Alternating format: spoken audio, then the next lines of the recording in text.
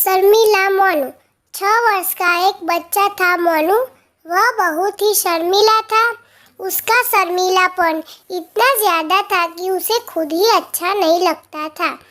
उसके घर जब कोई मेहमान आता था तो वह जाकर अपने कमरे में अलमारी के पीछे छिप जाता था, और अगर किसी दिन उसे सबके सामने आना पड़े तो वह बिल्कुल शांत बैठा रहता था।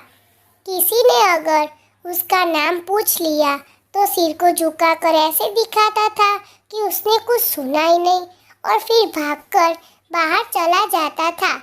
उसके इस शर्मीलेपन से उसके माता पिता भी बहुत परेशान थे। वे उसे बहुत समझाते थे कि मेहमानों के सामने बोलना चाहिए, उनके प्रश्नों के उत्तर देने चाहिए। अच्छे बच्चे ऐसा ही करते हैं, लेकिन मोनू कितनी ही कोशिश करे वह बोल ही नहीं पाता था। सब कहते थे तुमसे ज्यादा तो एक छोटी चिड़िया बोल लेती है। इतना शर्मीला होना अच्छी बात नहीं है। तुम अब बड़े हो गए हो, 6 साल के, समझे? ये सब बातें सुनते सुनते मोनू एकदम परेशान हो गया था। आखिर क्या करूं मैं? वह अक्सर सोचता था, सब कहते हैं कि मुझसे ज्यादा तो एक चिड़िया बोल सकती है।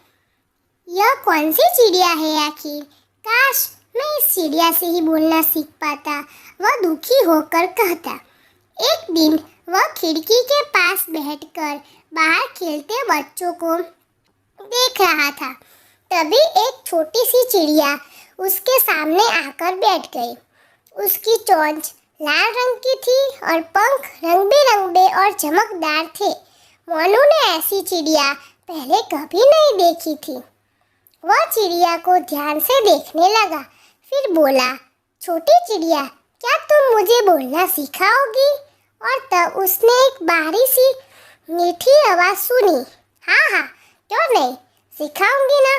मोनू ने देखा कि चिड़िया सच में बोल रही थी। बोलने वाली चिड़िया। वह खुशी से उछल पड़ा। लेकिन तुम तो बोलना जानते हो, चिड़िया बोली।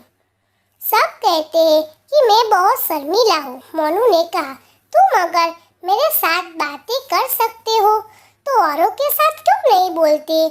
चिड़िया ने पूछा।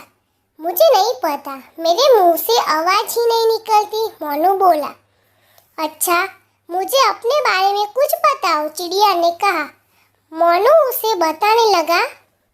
मेरा नाम मोनू है, मैं 6 वर्ष का हूँ और पहली कक्षा में पढ़ता हूँ। मेरा एक बहुत पक्का दोस्त है राजू, वह भी 6 वर्ष का है। मेरे घर में मेरी मम्मी है, पापा है और एक छोटी बहन है। मेरी बहन का नाम है तनु। मोनू और तनु, अच्छा लगता है। तनु 4 साल की है। वह फ्रॉक में बहुत अच्छी लगती है, एकदम गुड़िया जैसी।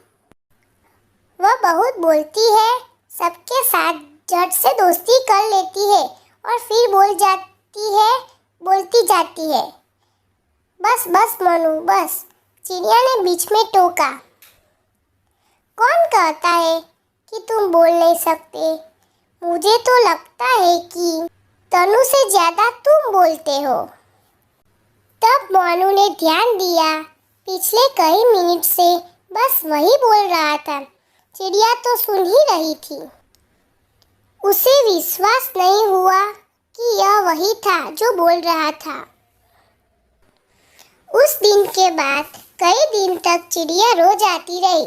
मोनू ने उसे नाम भी दे दिया था, चिंकी। चिंकी और मोनू की दोस्ती बड़ी गहरी हो गई थी। धीरे धीरे मम्मी पापा ने मोनू के व्यवहार में अंतर महसूस किया। उसका शर्मीलापन कम हो रहा था। वह अब सबसे मिलता था और बातें भी करता था।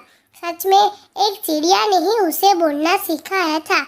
फिर एक दिन आया जब सबने उसे शर्मीला कहना छोड़ दिया। हुआ यूँ कि उसके पापा के एक दोस्त आए थे। उन अंकल से मोनू ने बड़े ही अच्छे ढंग से बातें की। अंकल पापा से बोले, आपका बेटा बड़ा ही समझदार है, कितनी अच्छी बातें करता है। बस उस दिन ने उसे शर्मीला शब्द से छुटकारा मिल गया। चिंकी खुश थी क्योंकि उसका दोस्त अब खुश रहता था।